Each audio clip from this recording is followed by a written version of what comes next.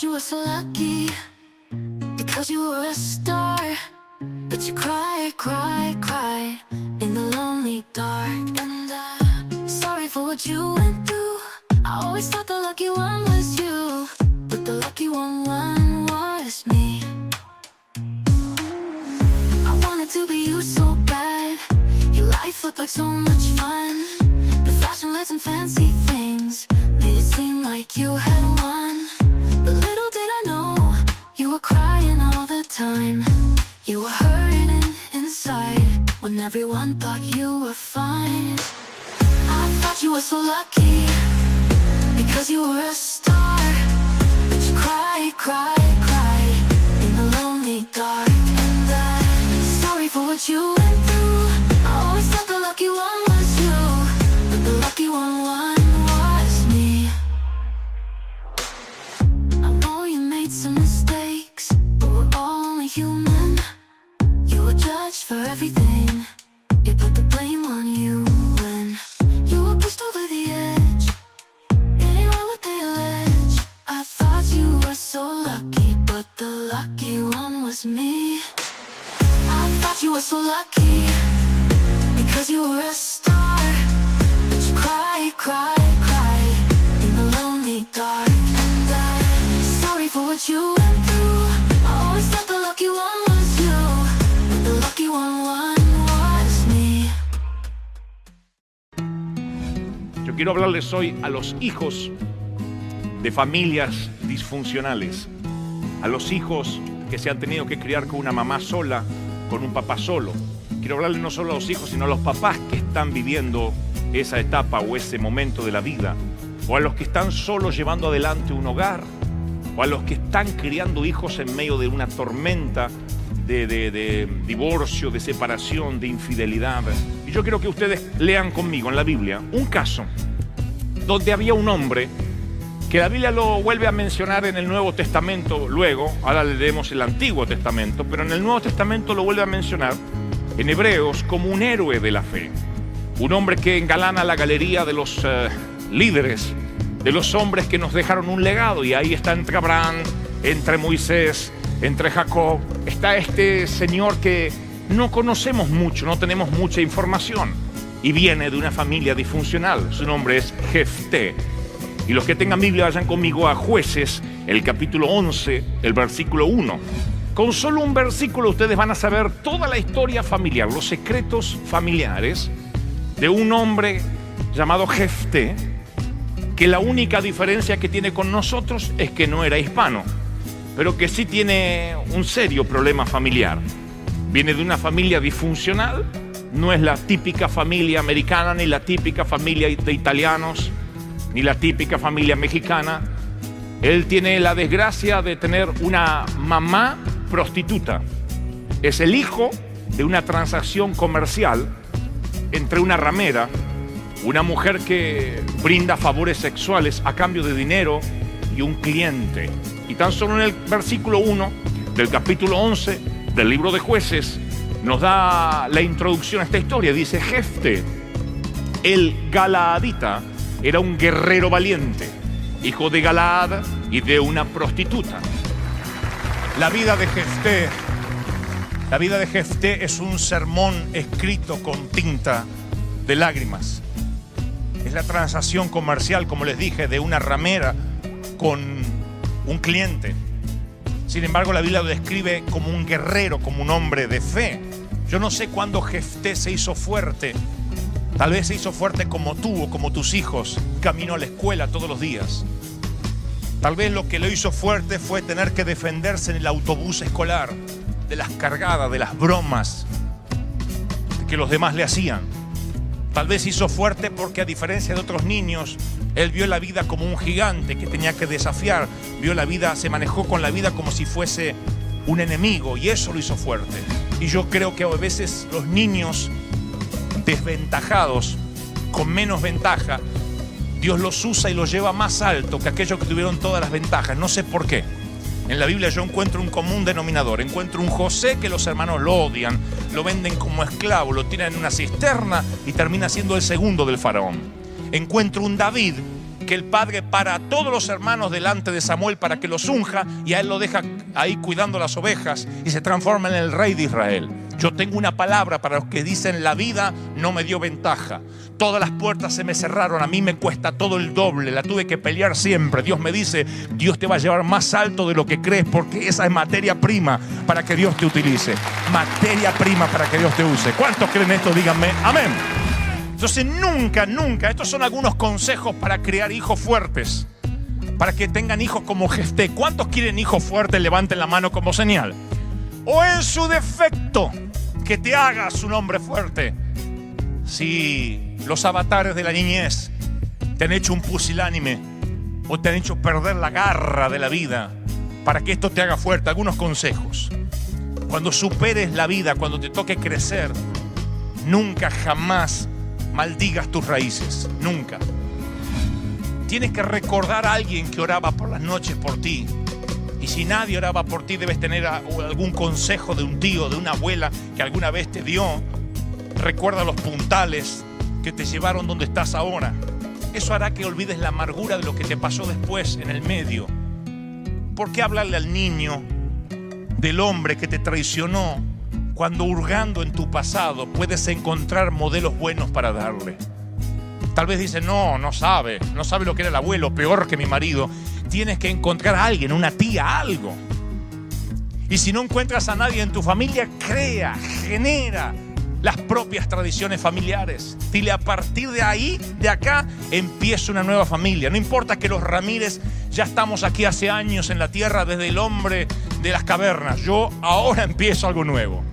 Y a partir de ahora corto toda atadura con el pasado, toda maldición generacional. Tú no heredas ni el cáncer, tú no heredas ni la lujuria, tú no heredas ni la celulitis, ni la cola caída, ni los senos por el piso, tú no heredas nada. Tú empiezas, ahí le gustó a las hermanas que era un avivamiento, gloria, sigue hablando, pastor. Tú no tienes una herencia generacional. Todas las cosas son hechas nuevas. ¿Cuántos creen eso? Díganme amén. Todas las cosas. Yo creo mis propias tradiciones familiares, sea que haya tenido buenos padres, malos padres, haya sido abandonado en un cesto de basura. Dios dice: yo quiero hacer las cosas nuevas, pero tú tienes que creer que quiero hacer las cosas nuevas. Necesito tu consentimiento. ¿Cuántos lo creen? Díganme amén. Dales una imagen real a tus hijos de lo que son. Porque si tú le dices: tú eres un ganador, tú tienes una familia espectacular, a veces es adulación barata. Hay que decirle la verdad. Al hijo hay que decirle: mira, tú no tienes papá porque papá nos abandonó. Eso es darle una imagen real. A veces es preferible que se la diga la mamá o el papá con una buena información antes que se lo digan afuera con un insulto. Entonces hay que decirlo. Lo que no hay es que contaminarle la cabeza, no hay que darle detalles. Y si le diste detalles, es tiempo de enmendar. Pero hay que decirle: esta es la verdad. Porque a veces dice: no, es que yo le digo cosas positivas a mi hijo para que la estima esté por allá arriba. No, acuérdense, eso no es confesión positiva, a veces es negación. Hay que decirle al hijo lo que es. Si mi hijo usa anteojos y me dicen en el colegio se burlan porque uso anteojos, yo no le puedo decir: tú tienes buena vista, sácate los anteojos. Le tengo que decir: no. Tú usas anteojos porque tienes cierta miopía, porque te cansa la vista, etcétera, etcétera, etcétera. Y le doy fortaleza, le doy una imagen de lo que tiene. Le digo: tú tienes una buena familia, yo te amo, y el que se ríe no lo escuches. Recuérdales que algún día ellos van a trabajar para ti. No los oigas. Y le das una imagen real. Si tú estás criando un hijo sola, tú tienes que decirle: Jefté sabía que era el hijo de una prostituta. Sabía, porque sus hermanos le dijeron: vete porque eres un bastardo. Pero qué terrible sería para Jefté un día salir por la calle y le digan: tú eres el hijo de la loca de la esquina. Eso hubiese sido terrible. Y nuestra responsabilidad es entrenar a los hijos a que peleen la vida con las armas que les ha tocado. Algunos tienen muchas armas, otros poquitas armas. Pero eso no significa que sean más fuertes o menos fuertes. Tenemos que entrenarlos de manera firme. Quienes le van a venir a vender drogas a tus hijos no son tímidos. Quienes van a ofrecerle sexo a tus hijos, promiscuidad, no son tímidos y no hablan suave. Nosotros no podemos esperar el día, el momento, la hora en que las estrellas y los planetas se alineen para que Dios prepare el momento para hablar con el hijo. Habla con tu hijo, porque tú eres el entrenador. Dios te lo dio para que lo entrenes, y aún de una familia disfuncional pongas un jefté en la vida, un guerrero, un héroe de la fe, alguien que se pelee palmo a palmo con las adversidades. Que alguien me diga amén, por favor, si lo cree. ¿Cuántos quieren poner un jefté en la vida? Vuelvo a preguntarlo, lo pregunté hoy, lo volveré a preguntar. ¿Cuántos quieren poner un jefté en la vida? Díganme amén. ¿Y cuántos de nosotros somos jefté? Porque, mi querido, no hay peor. El sentimiento de orfandad, de ser huérfano, se sobrelleva mejor cuando lo compartes con una habitación vacía. Pero cuando tienes que sobrellevar el sentimiento de orfandad teniendo un padre en la habitación, digo, la peor soledad es cuando realmente no estás solo. ¿Soy claro, sí o no? Estás solo, punto. Pero algunas mujeres deben saber acá lo que es sentirse sola en una cama, con la única diferencia que un marido duerme al lado. Y cuando tienes un padre y te sientes huérfano, es más doloroso que por lo menos resignarte a que lo enterraste, punto. Eres huérfano, o se murió o nunca lo conocí, pero tener un padre fantasma que no es real duele tanto como ser huérfano, o duele un poco más. Y eso te para en la vida parado desde otro punto de vista. No estás como los demás, no estás firme. Y yo sé que acá hay gente que ha perdido la pareja, y eso es un dolor tremendo, porque el matrimonio es un pacto entre dos almas que no se debería quebrantar. ¿Saben por qué? Porque la persona que hizo un pacto contigo, el día que se divorcia, se lleva tus secretos con él o con ella. Y no estaría mal que se lleve tus secretos más íntimos. Lo que más duele es que esos secretos ahora están compartidos con una tercera persona. Si enviudas, tus secretos por lo menos murieron con la persona que se fue a la tumba. Pero cuando te separas, lo más doloroso es que sabes que tu desnudez en el alma y en el cuerpo anda dando vueltas por alguna esquina. Eso es lo que más duele. El saber que alguien que conoce todo de ti se fue. Y entonces uno empieza a tener una carencia de afectos tan grande, que a la primera persona que te muestra un poco de afecto, uno se abre por la necesidad de cariño. Uno a veces juzga mal a una mujer que tuvo 3 o 4 maridos, o 3 o 4 matrimonios que han fracasado, y dice, qué promiscua. La mayoría no es promiscuidad. La mayoría no es necesidad de sexo, es necesidad de cariño. Y eso no estaría mal, porque uno queda necesitado de afecto, y a veces uno se presta a la confusión. Tenemos un huracán de sentimientos desbordados. El tema es, yo estoy hablando de los hijos, es cuando queremos que nuestros hijos ocupen ese lugar. Dios nos dio la responsabilidad de entrenar un jefté, y nunca olvides que es un hijo, no es tu amigo, es un hijo. Ustedes nunca pondrían en un niño de 4 o 5 años, le darían un peso que cargue un piano, porque no lo sobrecargarían físicamente. Tampoco lo tenemos que sobrecargar emocionalmente. Tus hijos no pueden reemplazar el afecto que te falta. Es una línea delgada, es una línea peligrosa cuando le pides a tus hijos que sean algo para los cuales no están preparados para ser, que es confidente de sus padres. Tu hija no está preparada para que le digas, tu padre me engañó y te voy a contar con quién me engañó y me hizo esto porque tu padre le gustaba esto, le gustaba lo otro y por eso es un borracho. Tu hija no está preparada para cargar con el estrés de un adulto, porque ya tiene su propio estrés. Eso es una perversión. Perversión no es un abuso sexual. Perversión, según el diccionario, dice desviarse del uso natural. Entonces, cuando confundes a tu hijo con un amigo, perviertes el uso natural de tu hijo. Lo estás poniendo como un amigo, como un cómplice de lo que te pasó en la vida, de tu amargura. Y la niñez, queridos, es un privilegio que pasa una sola vez en la vida y tienes que permitir que lo disfruten, aunque el papá haya sido un sinvergüenza. Tienes que permitir que tu niña sea niña y juegue con tacitas y cocinas de plástico y le sirva comidas imaginarias a un príncipe invisible, aunque su madre haya hecho lo que haya hecho. No podemos cargarlos y tirar y abrazar. Hay madres que se abrazan a las hijas y las hacen cómplices de la desgracia. O algunos padres con los hijos, cuando generalmente tienen que compartir. a los hijos entre semana o los fines de semana y dañamos la infancia. Yo no estoy diciendo, insisto, que olvides lo que pasó. Digo, tú tienes la responsabilidad de entrenar. Cuando yo tengo amigos, no tengo responsabilidad de entrenarlos.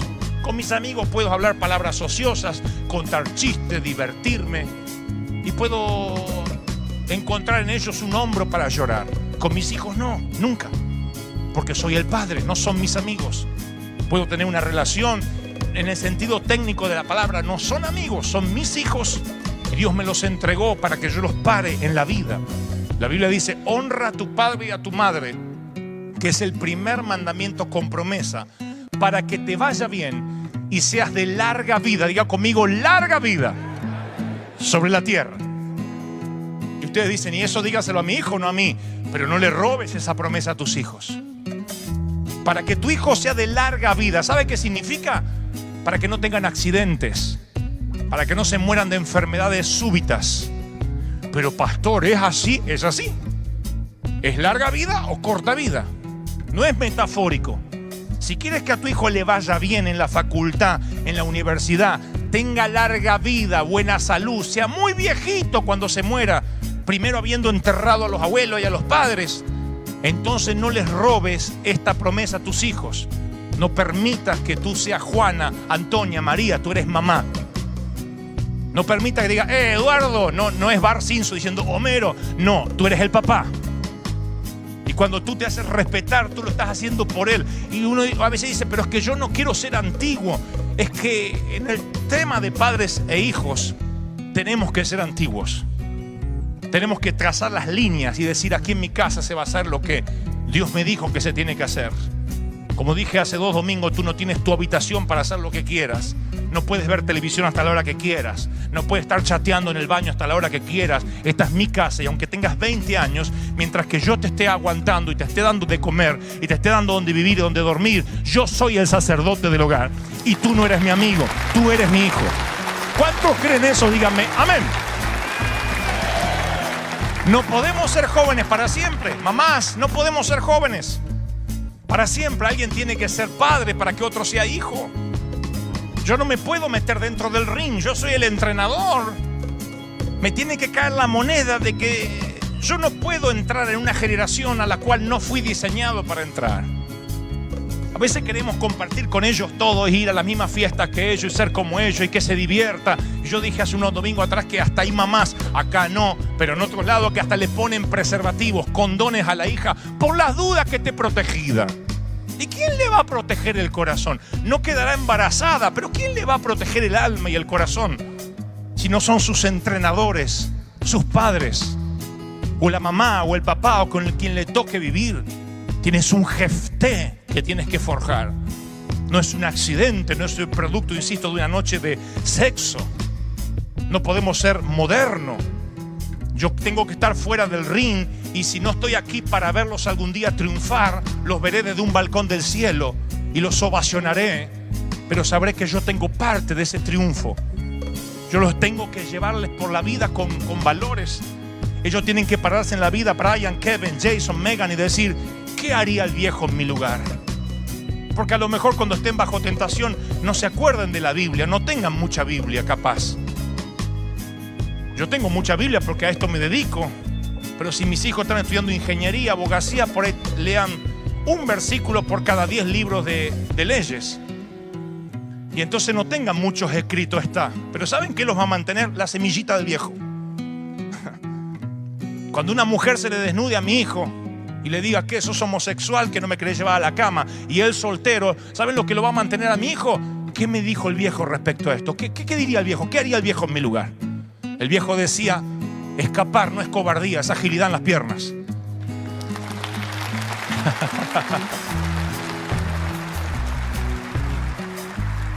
Cuando a tu hija, un sinvergüenza, le empieza a meter mano donde no le tiene que meter y le pide una prueba de amor, tu hija lo que va a recordar es, ¿qué dice la palabra en Efesios? No se va a recordar, va a decir, ¿qué me enseñaba mamá?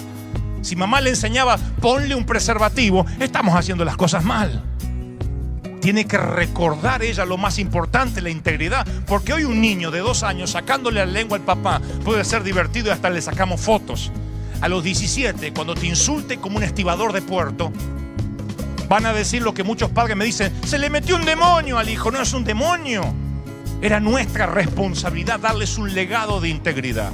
Oigan esto: cuando alguno tomare mujer y después de haberse llegado a ella, haberle hecho el amor, la aborreciere y le atribuyere faltas y dijere: a esta mujer la tomé, tuve sexo y no la hallé virgen, el padre de la... Ustedes dirán, pero esto es antiguo, del Antiguo Testamento. Déjenme llegar al punto. El padre de la joven y su madre tomarán y sacarán las señales de la virginidad de la doncella a los ancianos de la ciudad y dirán: yo di a mi hija a este hombre por mujer, y extenderán la vestidura con las manchas de sangre delante de los ancianos, y entonces los ancianos tomarán al hombre y lo castigarán por haber mentido. Esto se hacía en el antiguo pacto, no tengan temor. La mujer tenía su noche de bodas con su marido, y si el marido decía: no la hallé virgen, los papás tenían que entrar, tomar las sábanas manchadas y decir: mi hija era virgen, y él está arruinándole la moral a mi hija. Eso era porque el matrimonio era sellado con la sangre, con la ruptura del himen. Miren qué vínculo. Un matrimonio era sellado con la sangre. Entonces tenemos que enseñarle a nuestras hijas a que no le entreguen la sangre a nadie que no haya hecho un pacto con ella, porque es un pacto de sangre. Y decirle a nuestra hija: no le entregues tu sangre a nadie. Y hay gente acá que dice: pero ya es tarde, mi hija. Bueno, pero cuando Dios hace las cosas nuevas, Dios le regala una nueva virginidad espiritual. Y a partir de ahora dice: hija, tú vas a entregarle lo que tú eres al hombre que va a hacer un pacto contigo. Todo lo que Dios hace de importancia lo hace a través de sangre. A nosotros no nos salvó por agua, nos salvó por sangre. Su sangre fue derramada y por ese pacto tengo acceso al trono de Dios. Cuando una mujer se entrega a un hombre, hay un pacto de sangre con ese hombre. Hombre, cuando tú te acuestas con una mujer, estás teniendo un pacto, estás entrando a un templo que no te pertenece y acarreas maldición por eso. Ese es el pecado, lo medular del pecado de la fornicación. Porque uno siente a veces: pero Dios no nos deja divertir, Dios es un aguafiesta. Hay un pacto que se esconde detrás del sexo. Cuando tú invades un templo que no va a ser tuyo, que no te vas a casar, y tienes sexo porque otros lo tienen, estás acarreando maldición y estás rompiendo algo que la Biblia decreta que es un pacto. Y cuando rompes un pacto, tienes consecuencias.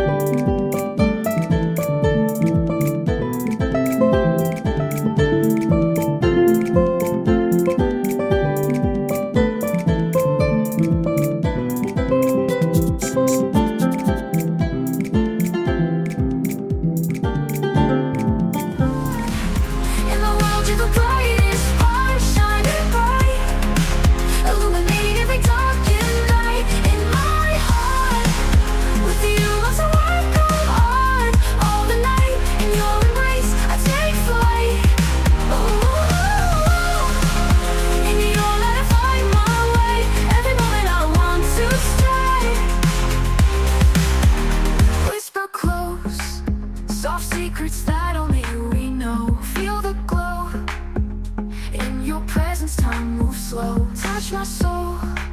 Your love's the fire that makes me whole, and it shows. Together let our true selves unfold. I'm alone, every whisper of a story told. In your eyes, my heart's been sold. You are a star, in the world you're the brightest part, shining bright, illuminating every darkened night. In my heart, with you lost a world come on, all the night. In your embrace, I take flight. Oh baby, with you every day feels right. In your love I find my light. Stay with me, let's dance under the moonlit sea. Just be free, in your arms I find my plea. In your light I find strength, I find my might. I believe in this love we're meant to be. Yo quiero hablarles hoy a los hijos de familias disfuncionales, a los hijos que se han tenido que criar con una mamá sola, con un papá solo. Quiero hablarles no solo a los hijos, sino a los papás que están viviendo esa etapa o ese momento de la vida, o a los que están solos llevando adelante un hogar, o a los que están criando hijos en medio de una tormenta de divorcio, de separación, de infidelidad. Y yo quiero que ustedes lean conmigo en la Biblia un caso donde había un hombre que la Biblia lo vuelve a mencionar en el Nuevo Testamento luego. Ahora leemos el Antiguo Testamento, pero en el Nuevo Testamento lo vuelve a mencionar en Hebreos como un héroe de la fe, un hombre que engalana la galería de los líderes, de los hombres que nos dejaron un legado. Y ahí está entre Abraham, entre Moisés, entre Jacob, está este señor que no conocemos mucho, no tenemos mucha información, y viene de una familia disfuncional. Su nombre es Jefté. Y los que tengan Biblia vayan conmigo a Jueces, el capítulo 11, el versículo 1. Con solo un versículo ustedes van a saber toda la historia familiar, los secretos familiares de un hombre llamado Jefté, que la única diferencia que tiene con nosotros es que no era hispano, pero que sí tiene un serio problema familiar. Viene de una familia disfuncional, no es la típica familia americana, ni la típica familia de italianos, ni la típica familia mexicana. Él tiene la desgracia de tener una mamá prostituta. Es el hijo de una transacción comercial entre una ramera, una mujer que brinda favores sexuales a cambio de dinero, y un cliente. Y tan solo en el versículo 1 del capítulo 11 del libro de Jueces nos da la introducción a esta historia. Dice: Jefté, el galaadita, era un guerrero valiente, hijo de Galaad y de una prostituta. La vida de Jefté es un sermón escrito con tinta de lágrimas. Es la transacción comercial, como les dije, de una ramera con un cliente. Sin embargo, la Biblia lo describe como un guerrero, como un hombre de fe. Yo no sé cuándo Jefté se hizo fuerte. Tal vez se hizo fuerte como tú o como tus hijos, camino a la escuela todos los días. Tal vez lo que lo hizo fuerte fue tener que defenderse en el autobús escolar de las cargadas, de las bromas que los demás le hacían. Tal vez hizo fuerte porque, a diferencia de otros niños, él vio la vida como un gigante que tenía que desafiar. Vio la vida, se manejó con la vida como si fuese un enemigo, y eso lo hizo fuerte. Y yo creo que a veces los niños desventajados, con menos ventaja, Dios los usa y los lleva más alto que aquellos que tuvieron todas las ventajas. No sé por qué. En la Biblia yo encuentro un común denominador. Encuentro un José que los hermanos lo odian, lo venden como esclavo, lo tiran en una cisterna y termina siendo el segundo del faraón. Encuentro un David que el padre para a todos los hermanos delante de Samuel para que los unja, y a él lo deja ahí cuidando las ovejas y se transforma en el rey de Israel. Yo tengo una palabra para los que dicen: la vida no me dio ventaja, todas las puertas se me cerraron, a mí me cuesta todo el doble, la tuve que pelear siempre. Dios me dice: Dios te va a llevar más alto de lo que crees, porque esa es materia prima para que Dios te utilice. Materia prima para que Dios te use. ¿Cuántos creen esto? Díganme amén. Entonces nunca, estos son algunos consejos para criar hijos fuertes, para que tengan hijos como Jefté. ¿Cuántos quieren hijos fuertes? Levanten la mano como señal. O en su defecto, que te hagas un hombre fuerte. Si los avatares de la niñez te han hecho un pusilánime o te han hecho perder la garra de la vida, para que esto te haga fuerte, algunos consejos. Cuando superes la vida, cuando te toque crecer, nunca jamás maldigas tus raíces, nunca. Tienes que recordar a alguien que oraba por las noches por ti. Y si nadie oraba por ti, debes tener algún consejo de un tío, de una abuela que alguna vez te dio. Recuerda los puntales que te llevaron donde estás ahora. Eso hará que olvides la amargura de lo que te pasó después en el medio. ¿Por qué hablarle al niño del hombre que te traicionó cuando hurgando en tu pasado puedes encontrar modelos buenos para darle? Tal vez dice, no sabe lo que era el abuelo, peor que mi marido. Tienes que encontrar a alguien, una tía, algo. Y si no encuentras a nadie en tu familia, crea, genera las propias tradiciones familiares. Dile, a partir de ahí, de acá, empieza una nueva familia. No importa que los Ramírez ya estamos aquí hace años en la tierra, desde el hombre de las cavernas. Yo ahora empiezo algo nuevo. Y a partir de ahora corto toda atadura con el pasado, toda maldición generacional. Tú no heredas ni el cáncer, tú no heredas ni la lujuria, tú no heredas ni la celulitis, ni la cola caída, ni los senos por el piso, tú no heredas nada. Tú empiezas, ahí le gustó a las hermanas, que era un avivamiento, gloria, sigue hablando, pastor. Tú no tienes una herencia generacional. Todas las cosas son hechas nuevas. ¿Cuántos creen eso? Díganme, amén. Todas las cosas. Yo creo mis propias tradiciones familiares, sea que haya tenido buenos padres, malos padres, haya sido abandonado en un cesto de basura. Dios dice, yo quiero hacer las cosas nuevas, pero tú tienes que creer que quiero hacer las cosas nuevas. Necesito tu consentimiento. ¿Cuántos lo creen? Díganme, amén. Dales una imagen real a tus hijos de lo que son. Porque si tú le dices, tú eres un ganador, tú tienes una familia espectacular, a veces es adulación barata. Hay que decirle la verdad. Al hijo hay que decirle, mira, tú no tienes papá porque papá nos abandonó. Eso es darle una imagen real. A veces es preferible que se la diga la mamá o el papá con una buena información antes que se lo digan afuera con un insulto. Entonces hay que decirlo. Lo que no hay es que contaminarle la cabeza, no hay que darle detalles. Y si le diste detalles, es tiempo de enmendar. Pero hay que decirle, esta es la verdad. Porque a veces dice, no, es que yo le digo cosas positivas a mi hijo para que la estima esté por allá arriba. No. Acuérdense, eso no es confesión positiva, a veces es negación. Hay que decirle al hijo lo que es. Si mi hijo usa anteojos y me dicen en el colegio se burlan porque uso anteojos, yo no le puedo decir, tú tienes buena vista, sácate los anteojos. Le tengo que decir, no. Tú usas anteojos porque tienes cierta miopía, porque te cansa la vista, etcétera, etcétera, etcétera.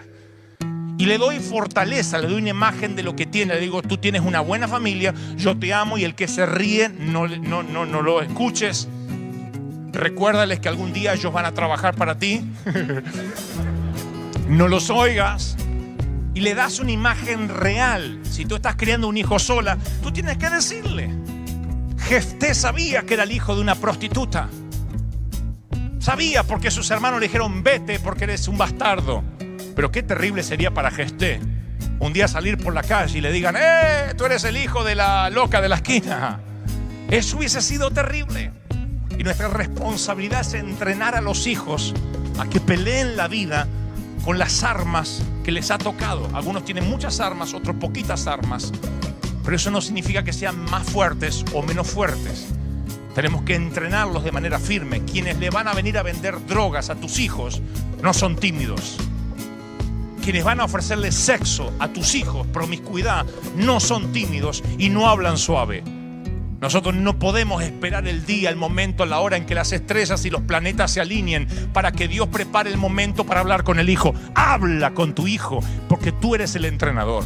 Dios te lo dio para que lo entrenes y aún de una familia disfuncional pongas un Jefté en la vida, un guerrero, un héroe de la fe, alguien que se pelee palmo a palmo con las adversidades. Que alguien me diga amén, por favor, si lo cree.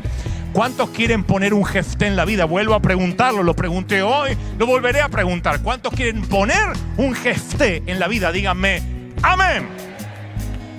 ¿Y cuántos de nosotros somos Jefté? Porque, mi querido, no hay peor, el sentimiento de orfandad, de ser huérfano, se sobrelleva mejor cuando lo compartes con una habitación vacía. Pero cuando tienes que sobrellevar el sentimiento de orfandad teniendo un padre en la habitación, digo, la peor soledad es cuando realmente no estás solo. ¿Soy claro, sí o no? Estás solo, punto. Pero algunas mujeres deben saber acá lo que es sentirse sola en una cama, con la única diferencia que un marido duerme al lado. Y cuando tienes un padre y te sientes huérfano, es más doloroso que por lo menos resignarte a que lo enterraste, punto. Eres huérfano, o se murió o nunca lo conocí, pero tener un padre fantasma que no es real duele tanto como ser huérfano, o duele un poco más. Y eso te para en la vida parado desde otro punto de vista, no estás como los demás, no estás firme. Y yo sé que acá hay gente que ha perdido la pareja y eso es un dolor tremendo, porque el matrimonio es un pacto entre dos almas que no se debería quebrantar. ¿Saben por qué? Porque la persona que hizo un pacto contigo, el día que se divorcia, se lleva tus secretos con él o con ella. Y no estaría mal que se lleve tus secretos más íntimos. Lo que más duele es que esos secretos ahora están compartidos con una tercera persona. Si enviudas, tus secretos por lo menos murieron con la persona que se fue a la tumba. Pero cuando te separas, lo más doloroso es que sabes que tu desnudez en el alma y en el cuerpo anda dando vueltas por alguna esquina. Eso es lo que más duele. El saber que alguien que conoce todo de ti se fue. Y entonces uno empieza a tener una carencia de afectos tan grande, que a la primera persona que te muestra un poco de afecto, uno se abre por la necesidad de cariño. Uno a veces juzga mal a una mujer que tuvo 3 o 4 maridos, o 3 o 4 matrimonios que han fracasado, y dice, qué promiscua. La mayoría no es promiscuidad, la mayoría no es necesidad de sexo, es necesidad de cariño. Y eso no estaría mal, porque uno queda necesitado de afecto y a veces uno se presta a la confusión. Tenemos un huracán de sentimientos desbordados. El tema es, yo estoy hablando de los hijos, es cuando queremos que nuestros hijos ocupen ese lugar. Dios nos dio la responsabilidad de entrenar un jefté, y nunca olvides que es un hijo, no es tu amigo, es un hijo. Ustedes nunca pondrían en un niño de 4 o 5 años, le darían un peso que cargue un piano, porque no lo sobrecargarían físicamente. Tampoco lo tenemos que sobrecargar emocionalmente. Tus hijos no pueden reemplazar el afecto que te falta. Es una línea delgada, es una línea peligrosa cuando le pides a tus hijos que sean algo para los cuales no están preparados para ser, que es confidente de sus padres. Tu hija no está preparada para que le digas, tu padre me engañó y te voy a contar con quién me engañó y me hizo esto porque tu padre le gustaba esto y le gustaba lo otro y por eso es un borracho. Tu hija no está preparada para cargar con el estrés de un adulto porque ya tiene su propio estrés. Eso es una perversión. Perversión no es un abuso sexual. Perversión, según el diccionario, dice desviarse del uso natural. Entonces, cuando confundes a tu hijo con un amigo, perviertes el uso natural de tu hijo. Lo estás poniendo como un amigo, como un cómplice de lo que te pasó en la vida, de tu amargura. Y la niñez, queridos, es un privilegio que pasa una sola vez en la vida y tienes que permitir que lo disfruten, aunque el papá haya sido un sinvergüenza. Tienes que permitir que tu niña sea niña y juegue con tacitas y cocinas de plástico y le sirva comidas imaginarias a un príncipe invisible, aunque su madre haya hecho lo que haya hecho. No podemos cargarlos y tirar y abrazar. Hay madres que se abrazan a las hijas y las hacen cómplices de la desgracia.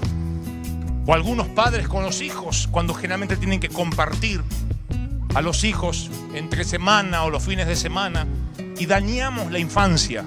Yo no estoy diciendo, insisto, que olvides lo que pasó. Digo, tú tienes la responsabilidad de entrenar. Cuando yo tengo amigos, no tengo responsabilidad de entrenarlos. Con mis amigos puedo hablar palabras ociosas, contar chistes, divertirme, y puedo encontrar en ellos un hombro para llorar. Con mis hijos no, nunca, porque soy el padre, no son mis amigos. Puedo tener una relación en el sentido técnico de la palabra, no son amigos, son mis hijos. Dios me los entregó para que yo los pare en la vida. La Biblia dice, honra a tu padre y a tu madre, que es el primer mandamiento con promesa, para que te vaya bien y seas de larga vida. Diga conmigo, larga vida sobre la tierra. Y ustedes dicen, y eso dígaselo a mi hijo, no a mí. Pero no le robes esa promesa a tus hijos. Para que tu hijo sea de larga vida, ¿sabe qué significa? Para que no tengan accidentes, para que no se mueran de enfermedades súbitas. Pero pastor, ¿es así? Es así. ¿Es larga vida o corta vida? No es metafórico. Si quieres que a tu hijo le vaya bien en la facultad, en la universidad, tenga larga vida, buena salud, sea muy viejito cuando se muera, primero habiendo enterrado a los abuelos y a los padres, entonces no les robes esta promesa a tus hijos. No permitas que tú seas Juana, Antonia, María, tú eres mamá. No permitas que diga, Eduardo, no es Bart Simpson diciendo Homero, no, tú eres el papá. Y cuando tú te haces respetar, tú lo estás haciendo por él. Y uno a veces dice, pero es que yo no quiero ser antiguo. Es que en el tema de padres e hijos tenemos que ser antiguos. Tenemos que trazar las líneas y decir, aquí en mi casa se va a hacer lo que Dios me dijo que se tiene que hacer. Como dije hace 2 domingos, tú no tienes tu habitación para hacer lo que quieras. No puedes ver televisión hasta la hora que quieras. No puedes estar chateando en el baño hasta la hora que quieras. Esta es mi casa y aunque tengas 20 años, mientras que yo te esté aguantando y te esté dando de comer y te esté dando donde vivir y donde dormir, yo soy el sacerdote del hogar y tú no eres mi amigo, tú eres mi hijo. ¿Cuántos creen eso? Díganme, amén. No podemos ser jóvenes para siempre. Mamás, no podemos ser jóvenes para siempre. Alguien tiene que ser padre para que otro sea hijo. Yo no me puedo meter dentro del ring. Yo soy el entrenador. Me tiene que caer la moneda de que yo no puedo entrar en una generación a la cual no fui diseñado para entrar. A veces queremos compartir con ellos todo, ir a las mismas fiestas que ellos y ser como ellos y que se divierta. Yo dije hace unos domingos atrás que hasta hay mamás, acá no, pero en otros lados que hasta le ponen preservativos, condones a la hija por las dudas que esté protegida. ¿Y quién le va a proteger el corazón? No quedará embarazada, pero ¿quién le va a proteger el alma y el corazón? Si no son sus entrenadores, sus padres, o la mamá o el papá o con quien le toque vivir. Tienes un jefté que tienes que forjar. No es un accidente, no es el producto, insisto, de una noche de sexo. No podemos ser modernos. Yo tengo que estar fuera del ring y si no estoy aquí para verlos algún día triunfar, los veré desde un balcón del cielo y los ovacionaré, pero sabré que yo tengo parte de ese triunfo. Yo los tengo que llevarles por la vida con valores. Ellos tienen que pararse en la vida, Brian, Kevin, Jason, Megan, y decir, ¿qué haría el viejo en mi lugar? Porque a lo mejor cuando estén bajo tentación no se acuerden de la Biblia, no tengan mucha Biblia capaz. Yo tengo mucha Biblia porque a esto me dedico, pero si mis hijos están estudiando ingeniería, abogacía, por ahí lean un versículo por cada 10 libros de leyes. Y entonces no tengan muchos escritos está. Pero ¿saben qué los va a mantener? La semillita del viejo. Cuando una mujer se le desnude a mi hijo y le diga que sos homosexual, que no me querés llevar a la cama, y él soltero, ¿saben lo que lo va a mantener a mi hijo? ¿Qué me dijo el viejo respecto a esto? ¿Qué diría el viejo? ¿Qué haría el viejo en mi lugar? El viejo decía, escapar no es cobardía, es agilidad en las piernas.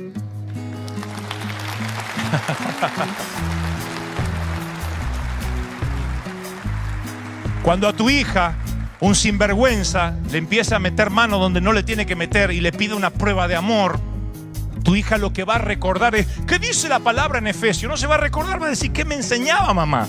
Si mamá le enseñaba, ponle un preservativo, estamos haciendo las cosas mal. Tiene que recordar ella lo más importante, la integridad. Porque hoy un niño de 2 años sacándole la lengua al papá puede ser divertido y hasta le sacamos fotos.